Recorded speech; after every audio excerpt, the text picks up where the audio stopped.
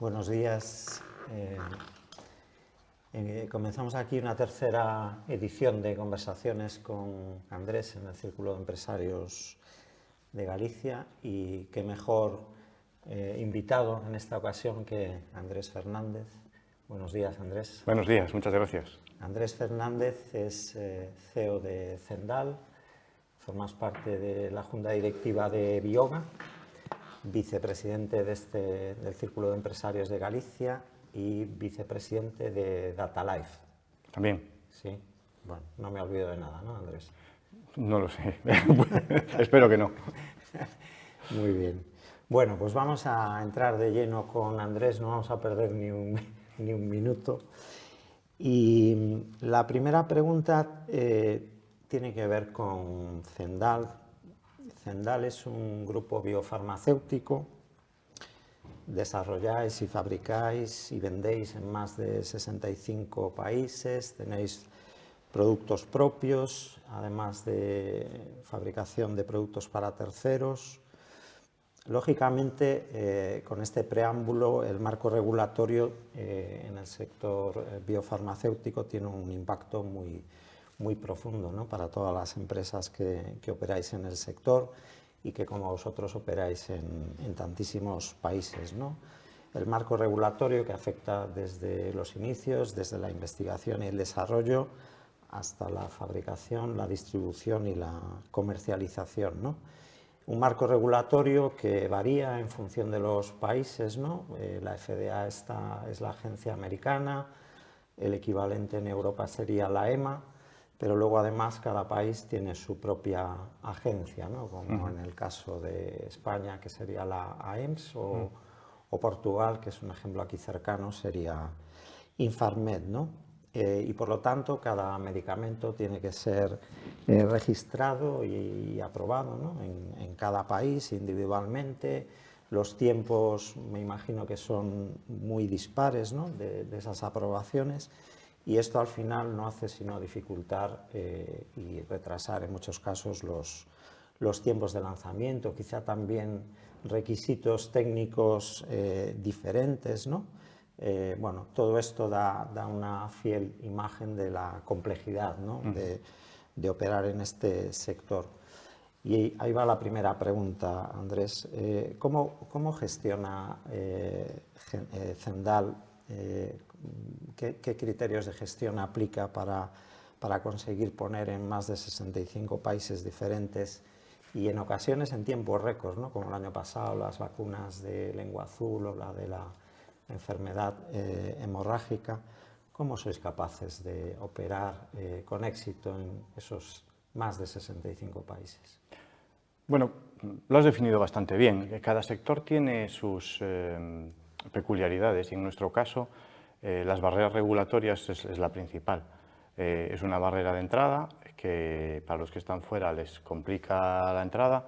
Y regulatoria no solo en los procesos de investigación, como bien decías, está en la parte de fabricación, está en la parte de desarrollo, en la parte de calidad, incluso en los formatos que tienes que utilizar para emitir este tipo de información a los organismos públicos.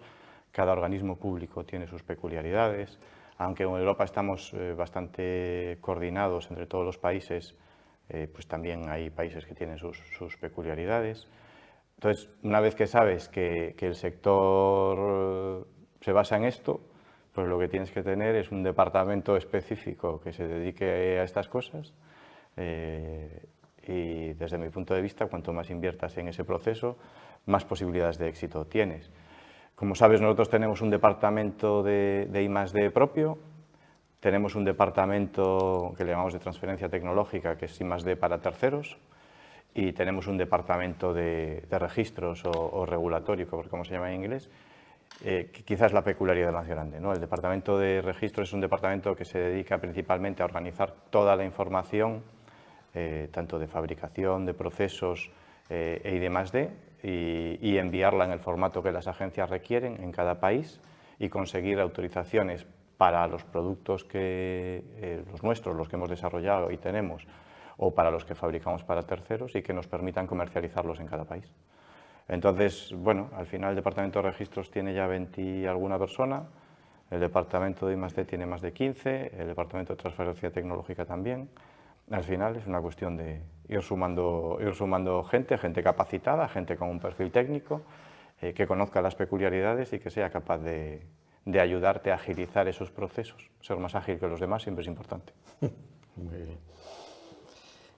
Vamos con la segunda cuestión. Esto tiene que ver con una historia más reciente del grupo, tiene que ver con la COVID.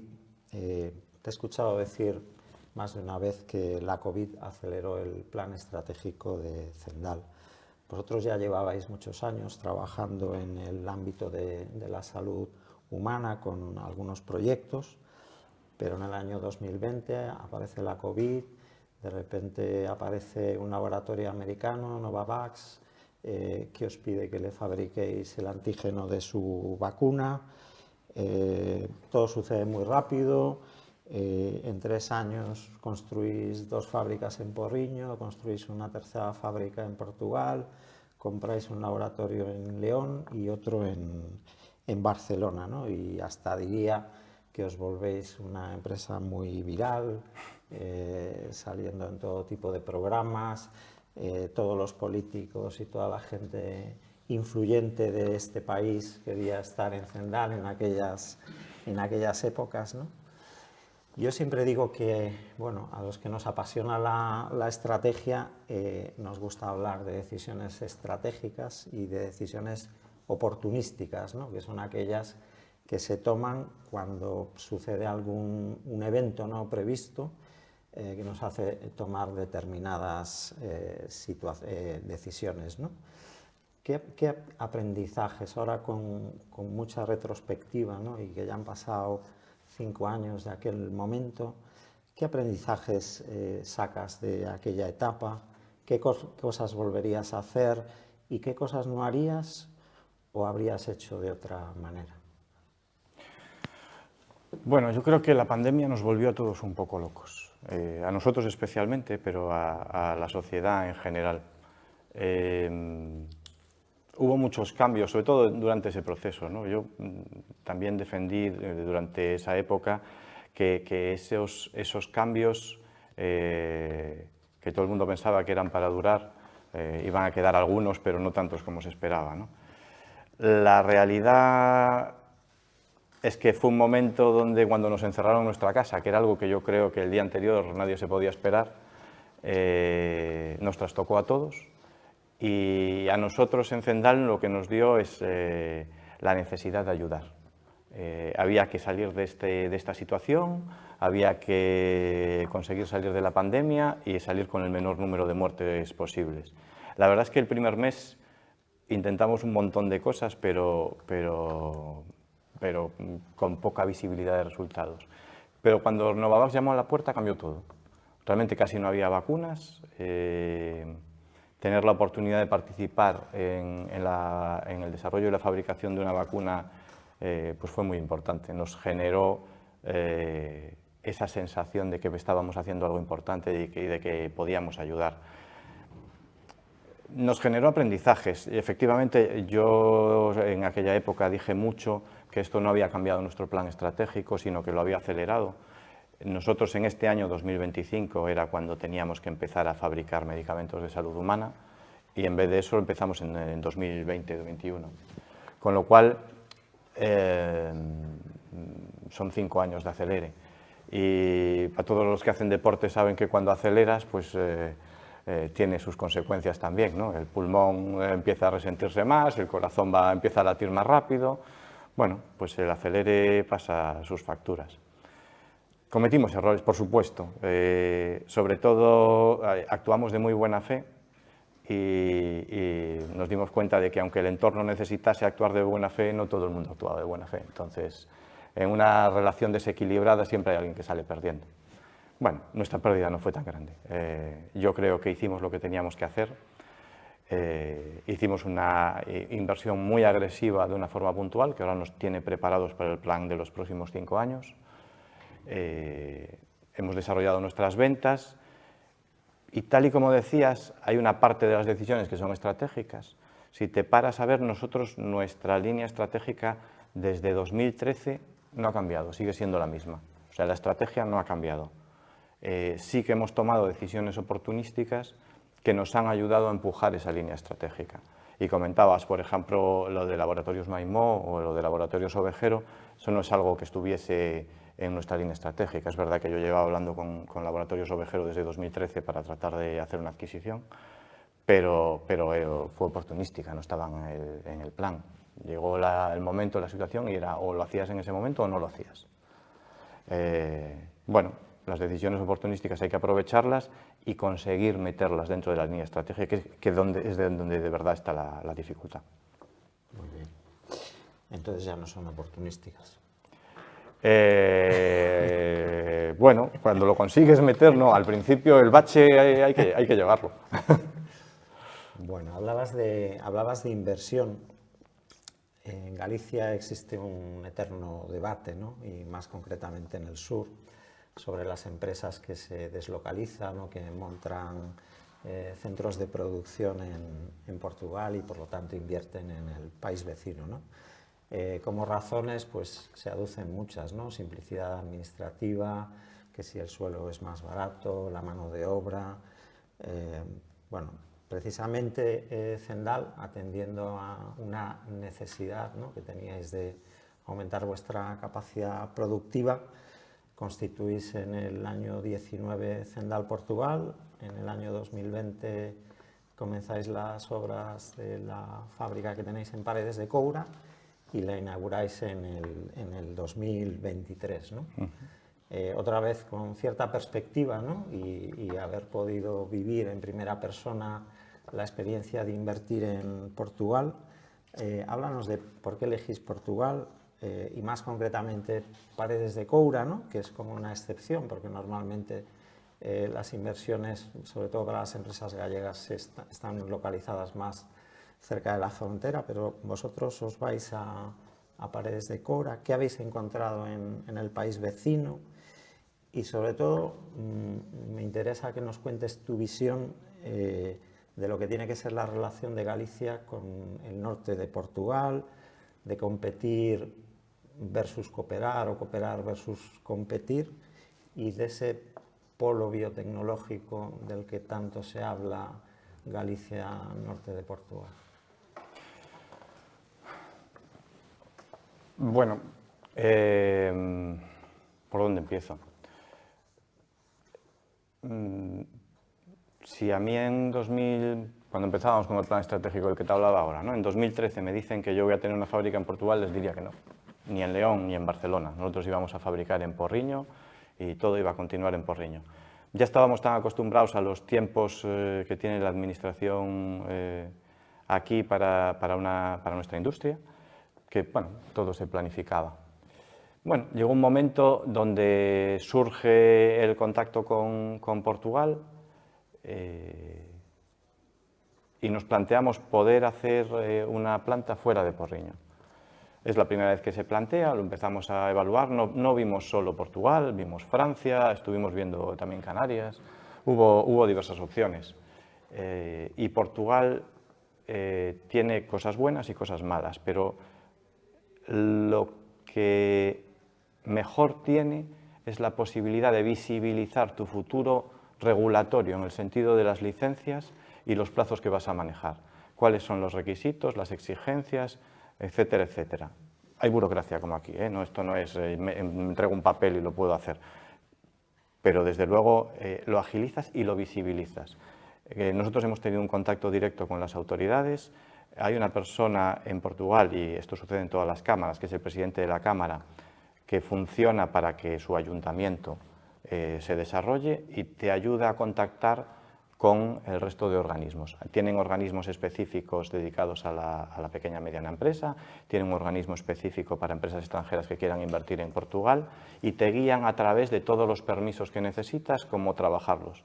Aquí en España estás esperando a que te llegue el proyecto que has presentado, te lleguen las preguntas, algunas no sabes cómo contestarlas, las contestas, eso no es lo que quería preguntar, entonces te puedes tirar meses en un tira y afloja de preguntas, respuestas allí, te dicen, mira, y puedes llamar y dices, no, lo que quiero es esto y quiero que me justifiques que esto se va a hacer así y que esto no va a contaminar o que esto no supera el volumen de producción. Entonces a nosotros lo que nos gustó es esa posibilidad.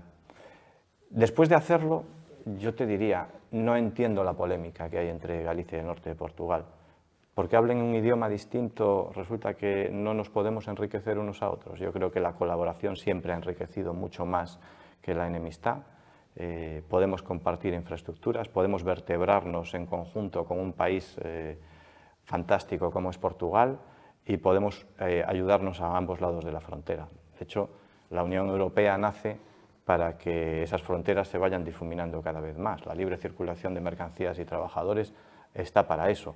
Entonces, si ahora queremos engañarnos y decir que somos distintos y somos enemigos, no sé, alguien me lo tendrá que explicar mejor, pero yo no lo entiendo. Hablábamos de invertir en Portugal, en infraestructuras. Vamos a hablar del I+D de Zendal, ¿no? Como decía antes, sois un actor relevante en el mundo, sobre todo en el mundo de la salud animal. Y en ese mundo y entre vuestros desarrollos propios están vacunas súper conocidas y además muy de moda últimamente, como son la Bluvac, la de la lengua azul, o el Neolase o el Epizovac, pero bueno, también hay otros desarrollos vuestros contra la brucelosis, el E. coli, la paratuberculosis, etc. ¿Cuánto invertís en investigación y desarrollo?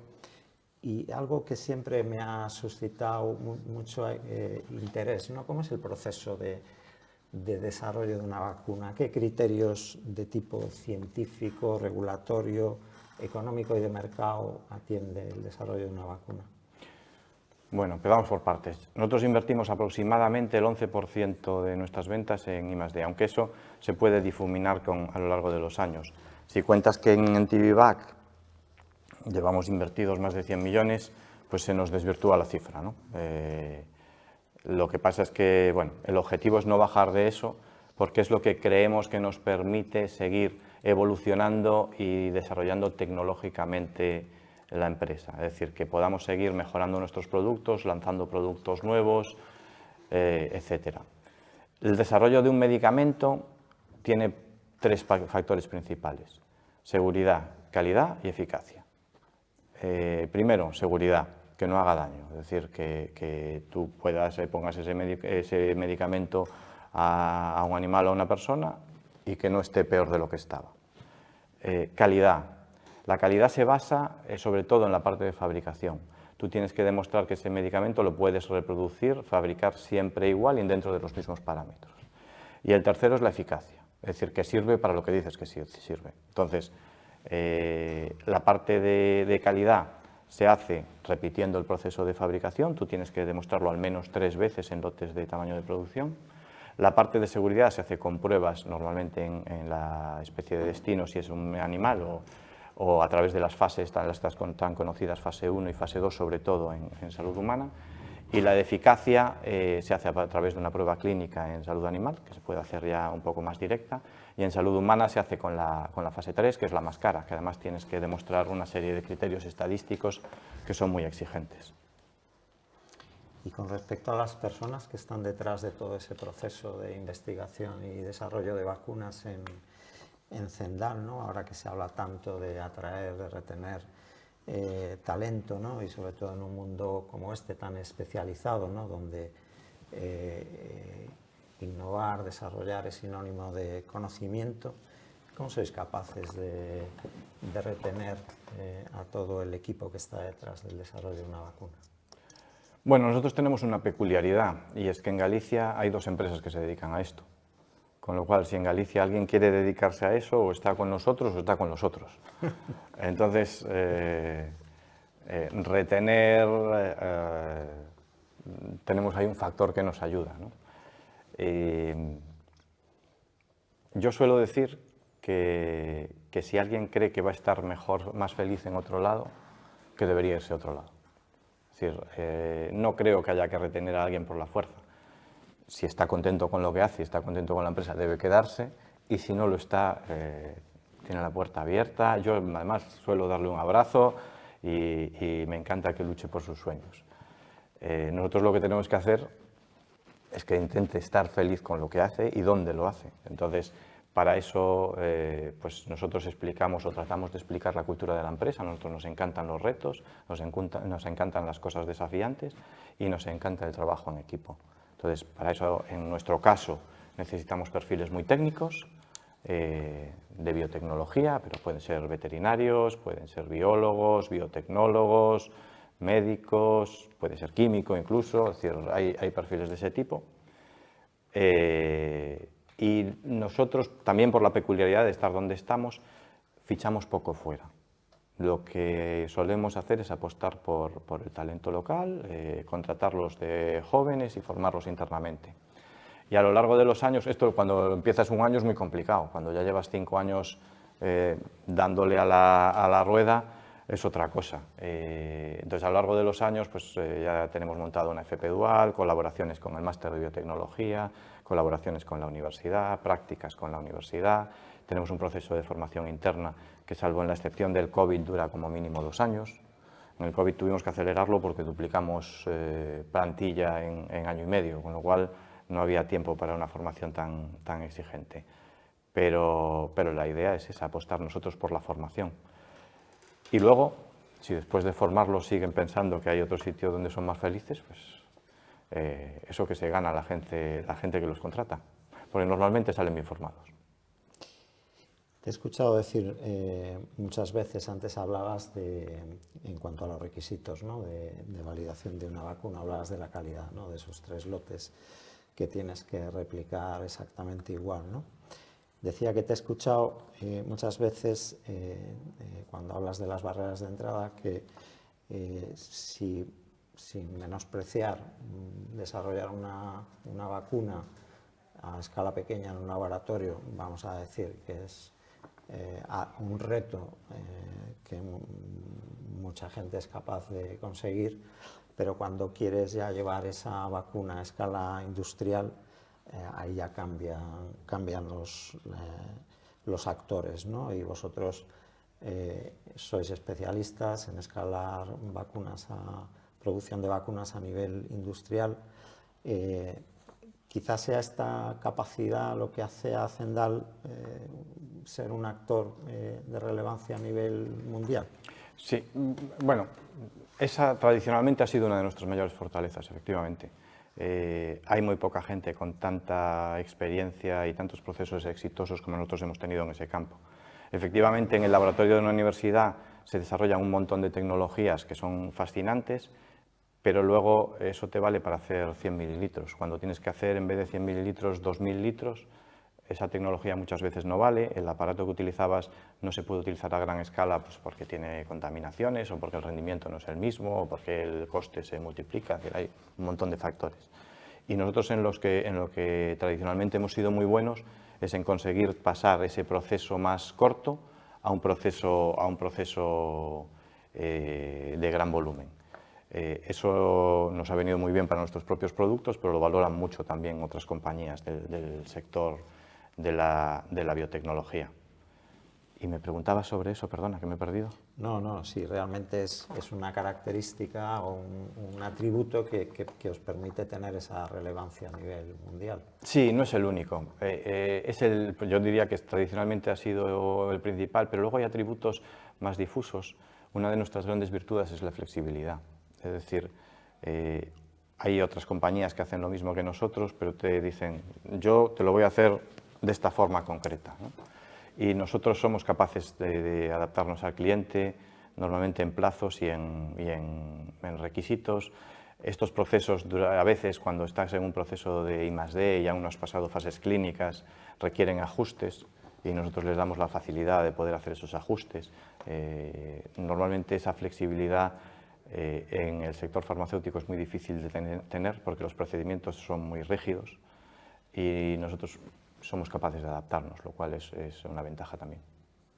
Hablabas antes de la MTV-Vac, la vacuna de la tuberculosis, hablabas de los 100 millones, me pareció entenderte, 100 millones invertidos en esa vacuna.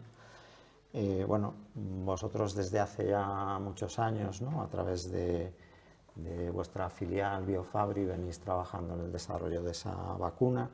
Una vacuna, si no estoy equivocado, que fue diseñada por por Carlos Martín, de la Universidad de Zaragoza, y sobre la que Biofabri tiene la licencia industrial, desarrolla los procesos de fabricación y lleváis a cabo los ensayos clínicos también, ¿no? Para darnos una idea, porque se habla mucho de muchas enfermedades, pero quizá no se habla tanto de esta enfermedad, ¿no? De la prevalencia de esta enfermedad, que sobre todo afecta a países de renta media-baja.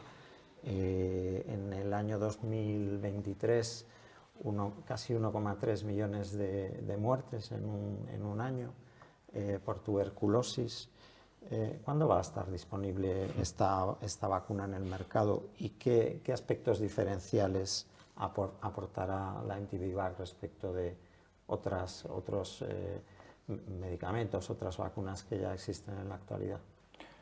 Bueno, esperemos que para 2029 esté en el mercado. Sabéis que los procesos son complejos, pero nuestra expectativa es que en 2029 esté en el mercado. Ahora mismo estamos en Sudáfrica en una fase 3 para neonatos que ya ha pasado el Ecuador, con lo cual vamos bien de plazos, y acabamos de empezar una fase 2B en adultos que empezó hace 3 meses, me parece. O sea que ahí también llevamos, me parece que medio año de retraso, pero vamos razonablemente bien. La tuberculosis, como dijiste, mata entre 1.200.000 y 1.500.000 personas todos los años, con lo cual es una enfermedad altamente mortífera. Existe una vacuna que tiene más de un siglo de actividad, la vacuna BCG, que ha cumplido una función muy importante a lo largo de la historia, pero que a día de hoy tiene algunas lagunas que hay que cubrir, ¿no? Nosotros lo que hemos demostrado en las primeras pruebas es que la Antivivac previsiblemente será más segura que la BCG, es decir, va a tener muchos menos efectos adversos, y esperamos que además en esta fase 3 se demuestre que tenemos una eficacia significativamente superior. Pero además el gran cambio viene por la fase de adultos. La BCG en adultos tiene una eficacia muy limitada, y sin embargo nosotros los indicios que tenemos es que la Antivivac puede tener una eficacia buena. Eso, como herramienta para la erradicación de tuberculosis, es un gran cambio, porque ahora solo podías vacunar a los niños antes de los 7 años, después dejaba de funcionar. Si ahora tú, en la adolescencia o cuando son adultos, puedes vacunarlos de nuevo y que esa vacuna tenga una eficacia, la posibilidad de que esa enfermedad se esté transmitiendo es mucho menor, con lo cual hemos ganado muchos enteros en conseguir erradicar la tuberculosis. Y ese 2029, ese inicio de comercialización en un mundo, el de la salud humana, quizá muy lobista, con grandes actores, grandes empresas multinacionales. ¿Cuáles son los principales retos a los que os enfrentáis como compañía para competir en esa liga? ¿Y en qué va a tener que cambiar, si es que tendrá que cambiar en algo, Zendal para abordar ese reto? Bueno, nosotros nos hemos caracterizado siempre por ser colaboradores. Lo que quiero decir es, Zendal en el mundo de la farmacia humana es una compañía muy pequeña y no vamos a pretender hacer las cosas nosotros solos. Para eso estamos ya construyendo una red de partners a nivel global que nos ayuden a esa tarea que es complicada. En cuanto a la posible competencia de las grandes compañías, tampoco es muy previsible. La tuberculosis es una de las llamadas neglected diseases, es decir, es una enfermedad que sobre todo está presente en los países en vías de desarrollo y que el precio de los medicamentos y de las vacunas no es excesivamente elevado, con lo cual nos espera ahí un gran conflicto por eso. Entonces, bueno, nosotros lo que pretendemos es dejar nuestra huella, generar impacto y hacerlo colaborando en lo que podamos con distintos partners alrededor del mundo. Pues en Brasil tenemos uno, en India estamos negociando con otro, y para el mundo desarrollado pues probablemente buscaremos otro en el futuro, ¿no? Nos quedan ahora 4 años de intenso trabajo. Vamos a dejar atrás ya este bloque más científico y vamos a hablar de otras cosas. Me viene a la memoria Gostini y Uderzo. Y quería precisamente que nos expliques cómo es posible que en esa aldea gala tan irreductible llamada O Porriño, cómo es posible que ahí surja un grupo como Zendal, que ha trabajado tanto y tan bien desde Galicia para el mundo por la salud animal y humana. ¿Qué hay en Porriño para que hayan surgido no solo Zendal, sino otras empresas como la vuestra? Y sobre todo, si desde aquí quieres lanzar alguna sugerencia o recomendación a las administraciones públicas para que lo que hoy existe sea la base de algo más grande que pueda, y sobre todo más relevante, que pueda existir en el futuro. Mira, yo creo que Porriño es un ejemplo. La respuesta corta y fácil es: en Porriño lo que hay es know-how. Y ahora viene la complicación. ¿Por qué hay know-how? Pues porque hubo una empresa que se instaló allí y lo construyó. Y lo construyó no invirtiendo 5 años, sino durante 25, 50 o 75 años. Y eso genera que en el entorno se genere conocimiento, genera que las universidades sepan a qué tienen que dedicarse, que los centros de FP se enfoquen en generar los profesionales, que los proyectos de investigación del entorno tengan una salida y que también se dediquen y se alineen con lo que tú haces. Entonces, al final se genera tejido empresarial. El tejido empresarial no se genera de un día para otro, se genera poco a poco. Entonces, en Porriño se montó Celtia en 1939, se empezó a dedicar a una serie de cosas y a día de hoy estamos empresas como Zendal que realmente vivimos de esa herencia, de que alguien generó el tejido empresarial, de que alguien generó el know-how y que ahora cuando alguien viene a trabajar ya intuye en lo que va a trabajar, ya sabe cuáles son los procesos de formación porque sus amigos ya se lo han dicho, porque cuando iba a buscar en la empresa de selección ya le han comentado que aquí lo que hay que hacer más o menos es esto, y cuando nosotros vamos a buscar un proyecto de investigación ya saben lo que queremos.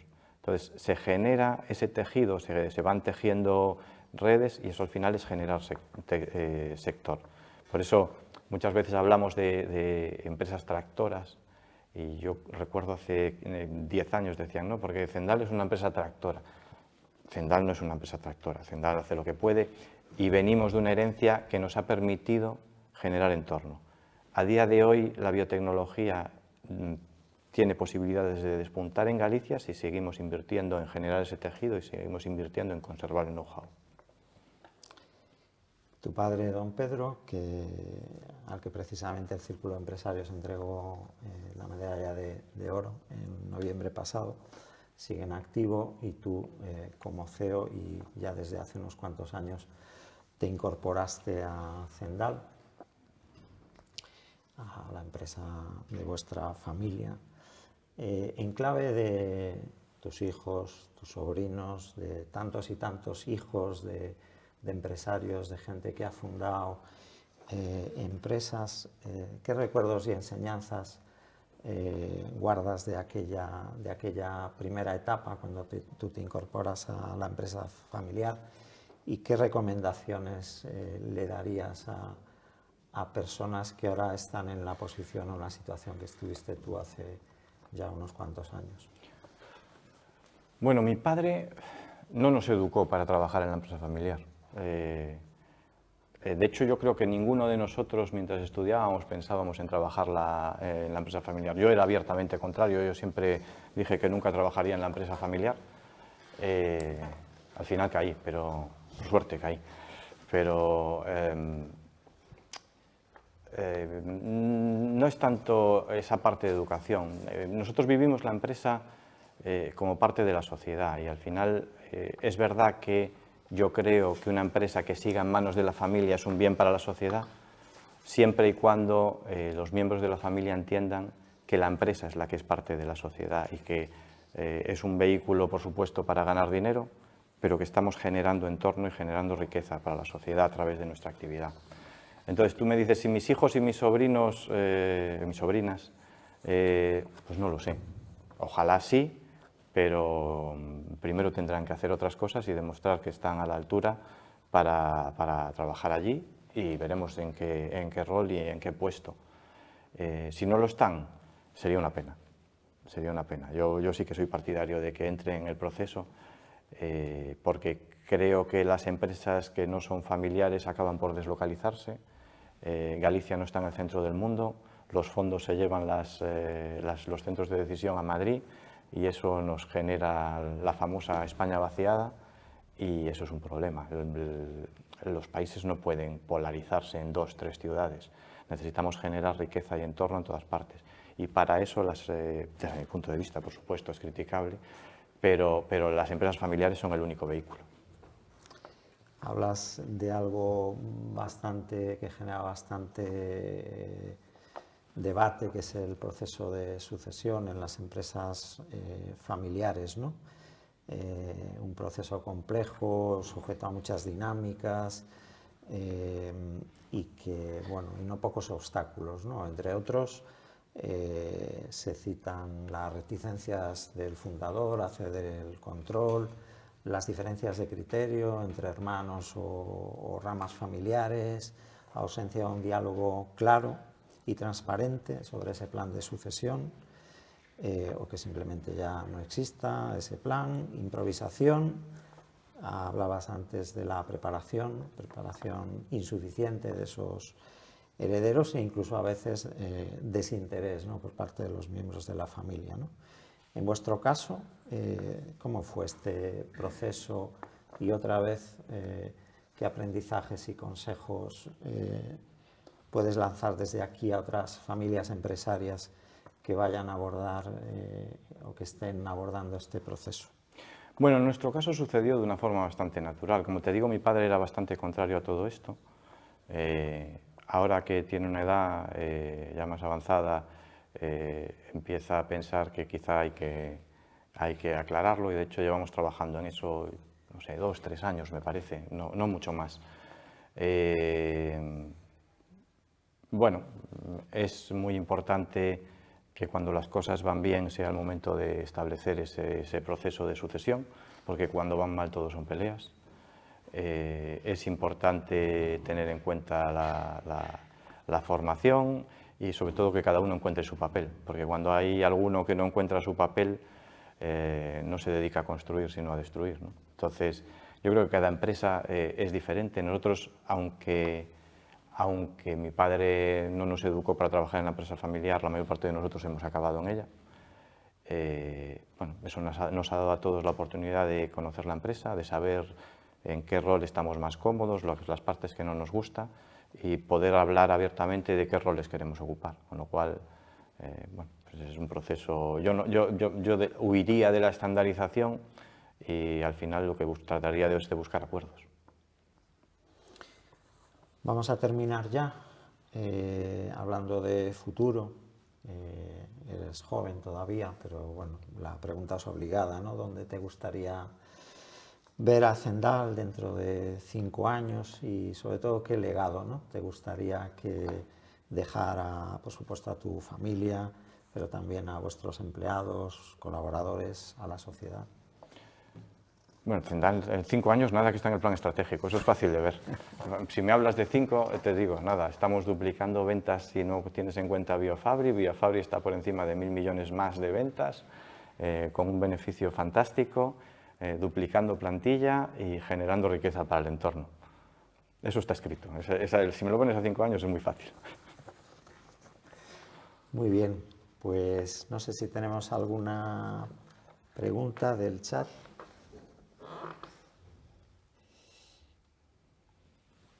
Mientras la gente se anima, te voy a preguntar por algo que antes pasamos muy de puntillas en la presentación, y hablamos de DataLife. DataLife, que eres vicepresidente de DataLife. ¿Qué es DataLife? Bueno, DataLife, la Unión Europea genera unas figuras que se llaman los European Digital Innovation Hubs, y DataLife es el único autorizado por la Unión Europea en Galicia, y son figuras con capacidad para redistribuir fondos que asigna la Unión Europea. Es decir, nosotros lo que hacemos es ver cómo está el tejido gallego, qué necesidades hay en cuanto sobre todo a la parte de digitalización, y en la Unión Europea le enviamos esas necesidades, nos manda programas de fondos dedicados a una determinada actividad y nosotros podemos, entre comillas, redistribuir esos fondos. ¿Y cuáles son los campos en los que trabaja Datalife? Sobre todo es parte de digitalización en el ámbito de la salud. ¿Inteligencia artificial? También, dentro de digitalización en el sentido más amplio. ¿Y cuál es el papel de Bioga? Bioga es un socio más de Datalife. Bioga lo que es un clúster de biotecnología.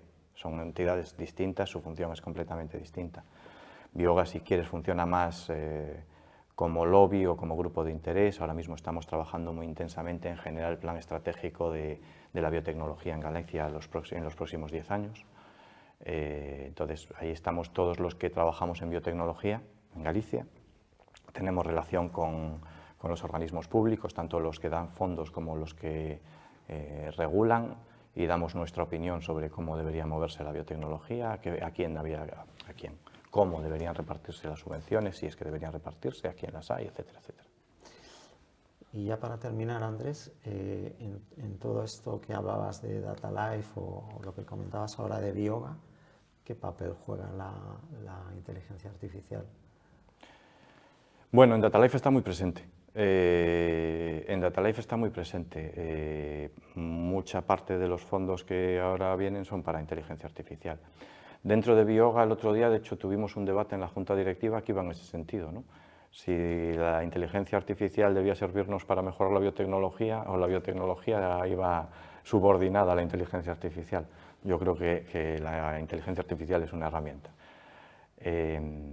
Entonces, bueno, ahora mismo la inteligencia artificial es un trending topic. Para los que saben, es un mercado aún que le queda muchísimo desarrollo y muchísima maduración. Lo que va a transformar de una forma salvaje son todos los procesos administrativos, los va a agilizar de una forma brutal, pero yo creo que hay muchísima leyenda. Es decir, yo leo a veces cada cosa de la inteligencia artificial y digo, bueno, de momento no estamos en esa fase. Yo no sé si dentro de 20 años lo estaremos, pero de momento no estamos en esa fase. Fenomenal, Andrés. Pues estamos en hora. Muchísimas gracias por acompañarnos en esta nueva edición de Conversaciones con Andrés, con el Círculo de Empresarios de Galicia. Muchísimas gracias por, además, haber aceptado ser el primer invitado de esta tercera edición, y muchísimo éxito con todo vuestro proyecto y especialmente con la MTV Back. Muchísimas gracias. Gracias a ti, Andrés. Encantado de estar aquí, encantado de colaborar contigo como siempre. Eres una persona excelente y a mí no me gustaría despedirme sin decir que te estoy muy agradecido, que sabes que en un momento complicado de la empresa viniste a ayudar y que agradezco mucho esa ayuda. Gracias.